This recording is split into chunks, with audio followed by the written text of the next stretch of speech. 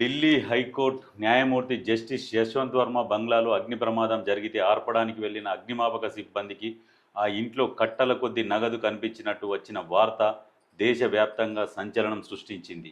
ఈ నెల 14న హోలీ రాత్రి 11:35 ఆ సమయంలో ప్రమాదం జరగగా డబ్బు కట్టలు బయటపడ్డ విషయం 21 తేదీ దాకా బయటకు రాకపోవడం మిస్టరీగా మారింది.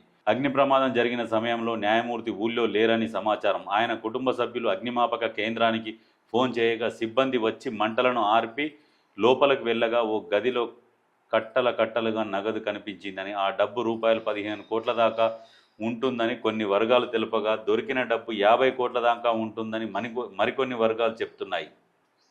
వాస్తవంగా ఆ రోజు ఎంత డబ్బు బయటపడిందన్న విషయంపై అధికారిక సమాచారం ఏదీ లేదు. కాగా జడ్జి ఇంట్లో భారీ ఎత్తున నగదు బయటపడిన విషయాన్ని స్థానిక పోలీసులు ఉన్నతాధికారులకు చేరవేశారని, వారి ద్వారా ఈ విషయం సుప్రీంకోర్టు ప్రధాన న్యాయమూర్తి సంజీవ్ ఖన్నాకు తెలిసిందని సమాచారం.